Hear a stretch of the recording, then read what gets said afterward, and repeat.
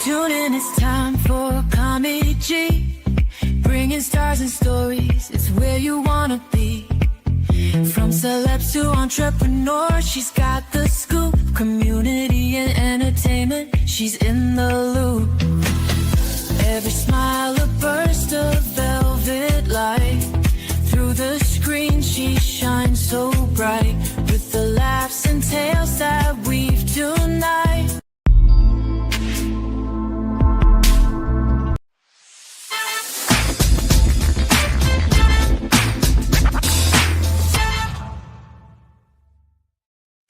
Well, welcome to another episode of SKST Radio, and you tuned into the Cammie Grayson Show. And of course, tonight is Artist Network, and I got the artist of the world right here with me today. I'm so excited. James, welcome to the Cammie Grayson Show. Thank you. What's going on? What's up? So tell people who you are and what you do. Well, in a nutshell, my name is James Artissen. I am a producer, songwriter, recording artist, label owner, just a creative. You know, I love the arts. Oh no, he been all modest. Grammy winner. I mean, this guy is like thebomb.com. Come on Thank now. Yeah, you're welcome. Thank you. Thank you for being here. I really appreciate the time and being flexible. We've been having bad weather here, and it's just been crazy, here in Virginia. So we had floods yesterday, yeah, I think, man, I all day long understand. it rained. So yeah, it's crazy Oh, here. So wow. thank you so much for No being problem. versatile. So, okay, No problem. what do you got going on? So I seen you year before last, I believe, at the Fleet Conference. So what have you been Mhm. doing since I've seen you last? Oh, man.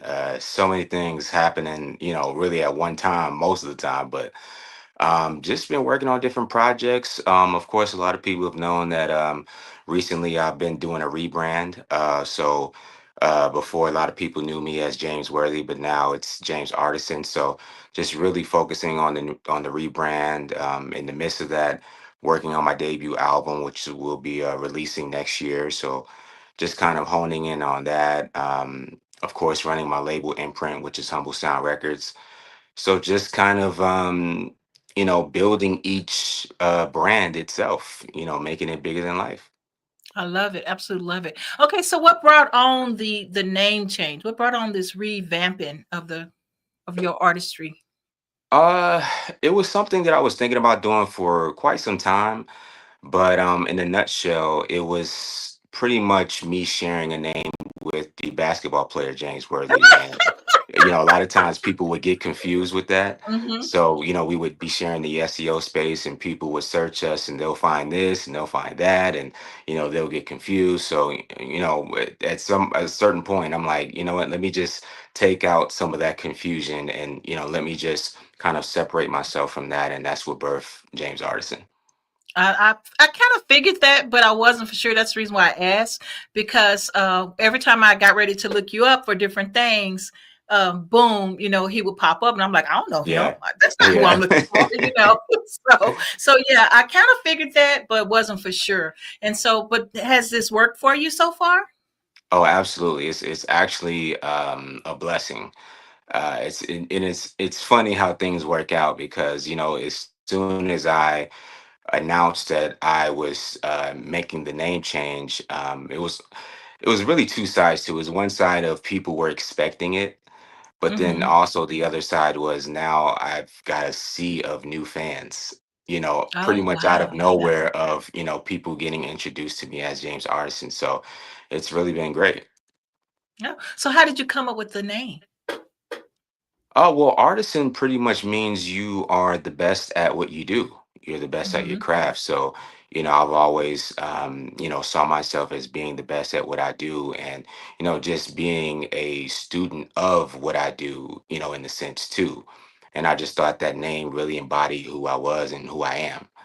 And, Right. just, of course, it went along with, what I already had. So, James Artisan. There you go. I love it. Absolutely love it. So I'm glad you explained that, because I know people want to ask these questions, right? And Hmm. so with this episode, they get some answers, right? And so very Absolutely. excited about that. So now let's take it back. Let's take it back. So when you first got started, so how did that happen? Let people know, how did this birth Mm. from the beginning? I always tell people it's more of like a unorthodox story because it wasn't something that was um a blueprint or a regular story. Like it was a lot of things happening at different times and things happening at the wrong time and the right time and all those types of things. But pretty much it started out with um, me loving music because music was Mm, always in my house. It was always around me. It was always in my vicinity. Me from New York, Queens, New York to be exact.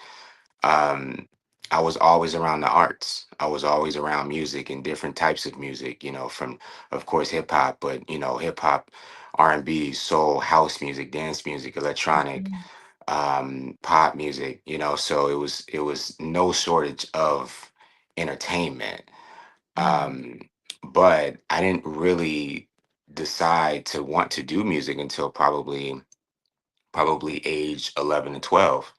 And I always tell this story, but at age 11 I met Michael Jackson, oh, which so wow. kind of solidified my idea of, okay, I want to do music because if I can meet my idol in that way, there's something there. And that Wow. was kind of the beginning. I'm like, okay, I think this is what I want to do. Now, exactly how am I going to do it? And what is going to be my thing? And with years of figuring that out and learning, and I was Mhm. I was a kid that always went to the record stores and I bought albums and CDs and vinyls to read the credits and see who did what and really studying. And before you know it, I'm writing songs. I'm Yeah. producing tracks. I'm making full records to pitch to this person and that person, and slowly climbing up that ladder. Wow. So how did you come up with like doing the music to the lyrics, to the beats and things like that? Um, well, in the beginning, I started off writing, so it was the sentiment of me learning song structure, and that was really my whole point of learning about these musicians. Is it was more Mhm. so of the writing aspect because the musicality is important too, but the writing to me was the focal point.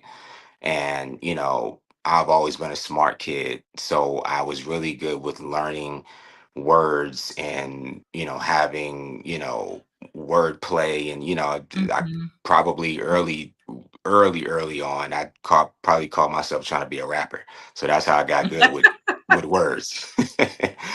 So I'm like, okay, I'm cool with metaphors. I know how to put things together, be witty with it, all kind of stuff. And I kind of put all those things in a pot and learn song structure with it. So, okay, how do I Mm. write an actual chorus? How do I make the verses, be cohesive and learn how to make a bridge and, all these different techniques. Right. And then once I did that and kept getting better and better, that's when the music production part came about.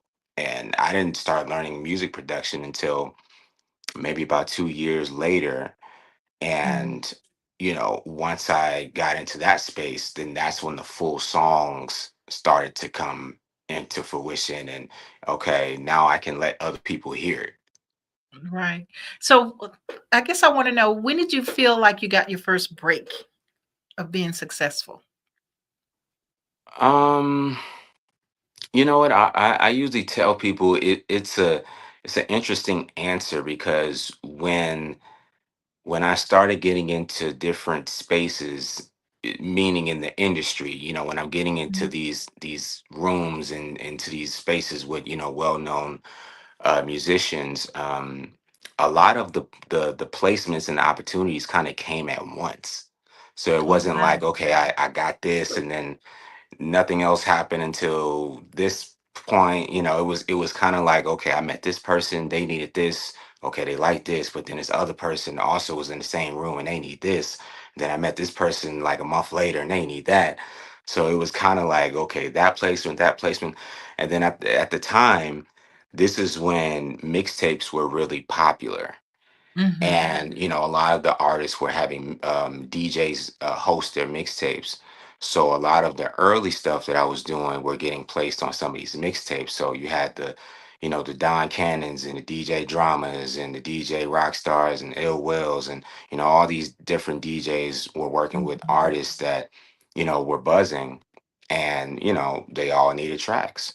But the kicker was too, this is when Twitter just started popping off, and these Mhm. artists would put out their personal emails on Twitter, and they would ask Ah. producers to send them tracks in for their projects, i.e. the mixtapes. Mhm. And I was one of those producers. Hey, let me just take a crack at it. And I just started sending emails with tracks, and most of them hit me back and started using them. Oh, And then that's wow. just how it started. So, I started off sending tracks to, Wiz Khalifa and Young Berg and Ray J and man, it was so many people. Kid Ink, which back then his name was used to be Rockstar, but he changed it to Kid Ink. So it was just so many different people at once looking for stuff. Wow, that's amazing. And then it's amazing how we can look back and know that we were the trendsetters, you know what I mean? And so Yeah, people like yourself, I mean, you paved the way, so to speak, for other producers, other writers to get out there. And so they saw, yeah. I'm sure they saw what you were doing. Now, okay, I'm going to try to mimic this so I can kind of get out there too. So a lot of times, you don't even know that you're the rock star, but you really are because people are always watching. And Oh so I yeah, think it's someone is amazing. always watching, always, and Yeah. I've had to learn that, quite a few times, throughout the duration of my career, because, sometimes when you're just working and you're on go, and sometimes you don't really look back, or you don't Mhm. really kind of see things in real time. You're just kind of seeing what's going on right then and there, and you're just trying to work to get to the next level. And it kind of takes someone else to kind of reel you back and let you know, hey, Right. this is happening, that's happening, and did you hear what such and such said, or blah blah blah. So you know after a 14-year career thus far, I'm just kind of learning that. Right, right. Well, and you're still learning, right? You're gonna always continue to learn because things evolve. Yeah, And so we're gonna take a absolutely. quick break, and when I come back, I would like to discuss how is the new age, how are you flowing with the AI world? And so we're gonna take a break and we'll be right back after these messages. All right.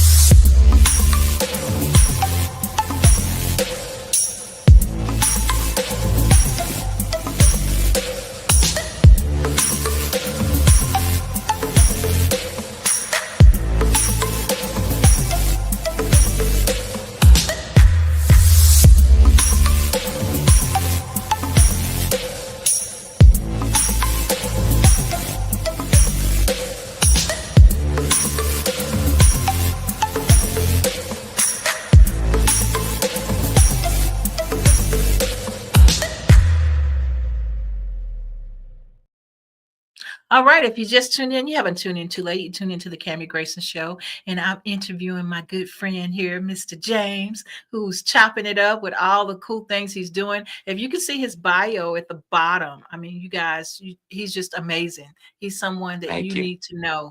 And so I'm very grateful for you being here today. And so now, so we were talking about his past. Now we're bringing it sort of to the future, right?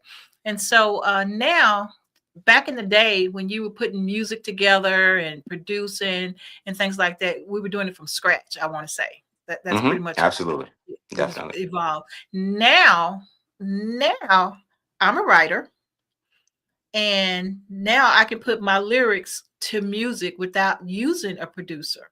Mm. The AI has all that. How does that affect the real homegrown producers? Uh, that's a great question. How I see it is, even though there is AI amongst us, um, you still need a physical producer. And what I mean by that is a producer is just much more than just a beat. A Mhm. producer is someone that literally produces the product from top to bottom until the end product that you hear on whether whatever device you have or radio or whatever. and AI can only do but so much. You have to have someone that's steering the ship. So you have to actually produce the artists. You have to vocal produce them. You have to get the best performance out of them. You have to make sure that the production is top tier, that the mixing is top tier, the mastering is top tier, the conceptual um idea around what you're creating is top tier. So Mhm. even though AI can give you some sort of a direction, it's nothing like a physical producer. Right, right. And that's the same goes for beats and things too, right? Absolutely, absolutely. I mean, if we're just talking about beats, that's more of a beat maker. Mhm. That's strictly just music and beats. But if we're talking about a producer, that person is there through the entire process.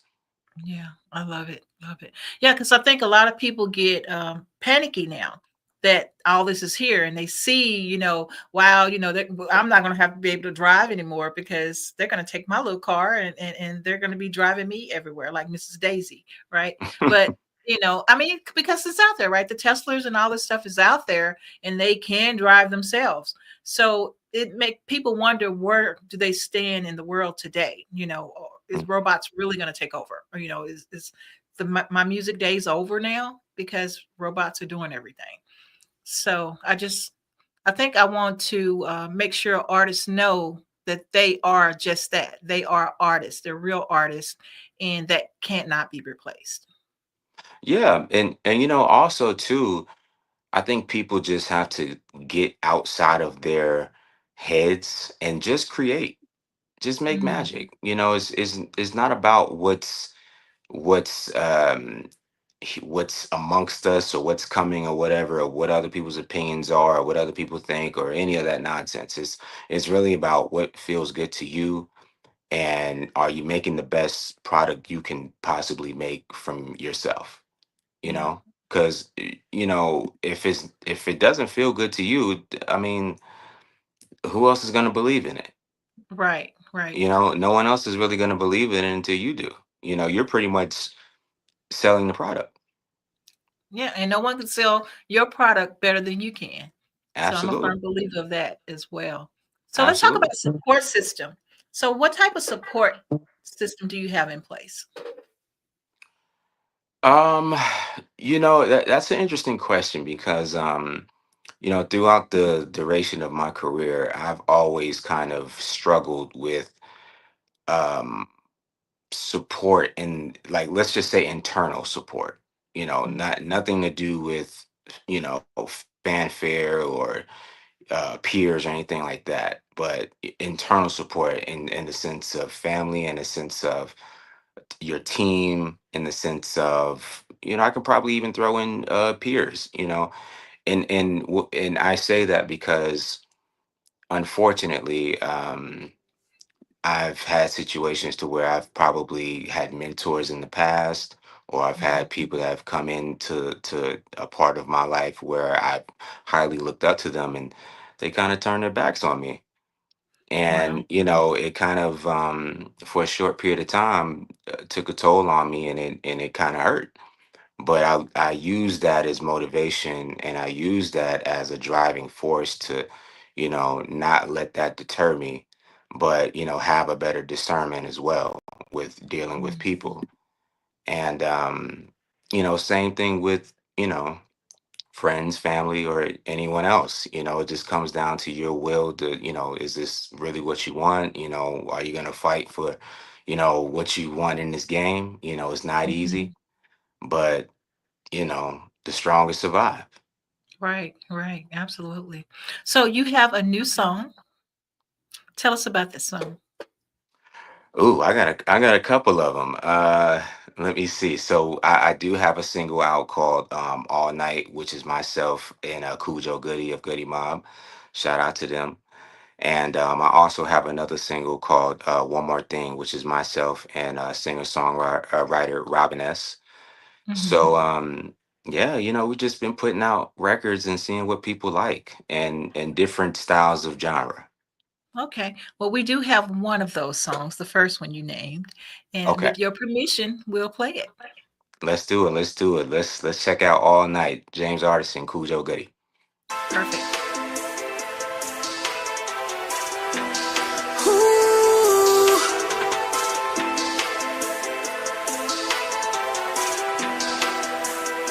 'cause I don't wanna fight with you all night. 'Cause you're wasting my time. Goodbye, sweet, sweet goodbye. Sweet, sweet. I don't wanna fight all night, like cats and dogs. Let's start all over, baby. I was wrong. Like two left shoes on my feet. I'm the fool. I don't wanna lose you too. Some other dude. We in this thing together, like peas in a pod. You know I got your back, baby, and that's on God. Teamwork make the dream work, like Buddy and Clyde. It's us against the world, girl. Come on, let's slide. With you all night. 'Cause you're wasting my time. Goodbye, sweet, sweet goodbye. Sweet, sweet. 'Cause I don't wanna fight with you all night. 'Cause you're wasting my time. Goodbye, sweet, sweet goodbye. Sweet, sweet. I don't wanna say goodbye, I wanna say hello. Get you in between them sheets, do it nice and slow. Forget about yesterday, we gon' be okay. And never mind what your sister and your mama say. Them haters gon' hate, so let them do what they do. Tell them keep that same energy until they face turn blue. Me and you gon' rendezvous to our secret place. I'll bring the wine glasses in the Chardonnay. 'Cause I don't wanna fight with you all night. 'Cause you're wasting my time. Goodbye, sweet, sweet goodbye. Sweet, sweet. 'Cause I don't wanna fight with you all night. 'Cause you're wasting my time. Goodbye, sweet, sweet goodbye. Sweet, sweet. Yeah, baby, why we gotta fight? You know, I don't wanna say goodbye. Look into my eyes, now look into your eyes. Let your lips touch my lips. Let's caress, let's hold each other tight. Meet me in the shower, baby. I turn the water on hot. And we can steam the whole bathroom up, baby. Know what I'm talking about? Yeah. Ooh. I love it. Thank you. So that's smooth and sexy, you know? So what inspired that song? Uh, really just something cool, not only for the ladies, but just something sensual, something a little bit more melodic, especially for Khujo. This is actually our second record that we've kind of done for that style of genre. Mm-hmm. Before this one, we had another single called So High that was kind of on that same vibe. So we just kind of want to give a different texture, really for both of us. So yeah, man, Khujo is he's a really easy person to work with. You know, he's really creative. I love it. Absolutely love it. So when you're doing projects like this, do y'all just do that one song, or do y'all shoot for 2 or 3 songs when you're doing those type of projects?